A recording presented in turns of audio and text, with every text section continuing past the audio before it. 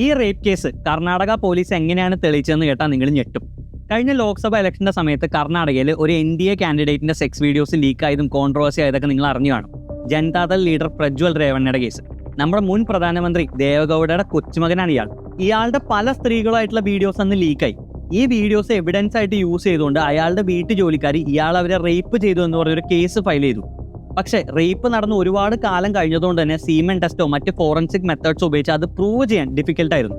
ആകെയുള്ള എവിഡൻസ് ആ വീഡിയോ. അതിലാണെങ്കിൽ അയാളുടെ ഫേസ് ഇല്ല, ആകെയുള്ളത് കൈയും പ്രൈവറ്റ് പാർട്സും മാത്രം. നോർമൽ കേസിൽ ഇങ്ങനെ വന്നാൽ പ്രതിയെ ശിക്ഷിക്കാൻ ഭയങ്കര പാടാണ്. പക്ഷേ ഈ കേസ് തെളിയിക്കാൻ കർണാടക പോലീസ് ഇന്ത്യയിൽ ഇതുവരെ ഉപയോഗിക്കാത്ത ഒരു ടെക്നോളജി യൂസ് ചെയ്തു: അനറ്റോമിക്കൽ കമ്പാരിസൺ. വാറണ്ട് ഉപയോഗിച്ച് ജുഡീഷ്യൽ മേൽനോട്ടത്തിൽ ഒരു മെഡിക്കൽ എക്സാമിനർ വഴി പ്രജ്വൽ രേവണ്ണയുടെ പ്രൈവറ്റ് പാർട്സിന്റെ ഫോട്ടോസ് പോലീസ് കളക്ട് ചെയ്തു.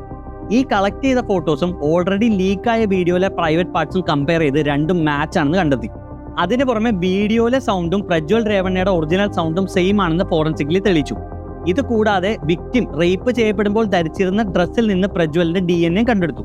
ഈ 3 തെളിവുകൾ ഉപയോഗിച്ച് പ്രജ്വൽ തന്നെയാണ് പ്രതി എന്ന് കോടതിയിൽ തെളിയിക്കാൻ പോലീസിന് സാധിച്ചു. അയാൾക്ക് ജീവപര്യന്തം ജയിൽ ശിക്ഷയും കിട്ടി. ഈ മെത്തേഡ് ഇന്ത്യയിൽ അപ്ലൈ ചെയ്യുന്നത് ഇത് ആദ്യമായിട്ടാണെങ്കിലും ഇതിനു മുമ്പ് ടർക്കിയിലും ജപ്പാനിലൊക്കെ ഇത് യൂസ് ചെയ്തിട്ടുണ്ട്. ഇത് അറിയപ്പെടുന്നത് പോലും ടർക്കി ടെക്നിക് എന്നാണ്. കോടതിയിൽ ഇനി പ്രജ്വൽ കൊടുക്കുന്ന ഫർദർ അപ്പീൽസിൽ ഈ ടെക്നിക്കിന്റെ ഫൈൻഡിങ്സ് നിലനിൽക്കുമോ എന്നാണ് ഇനി അറിയേണ്ടത്.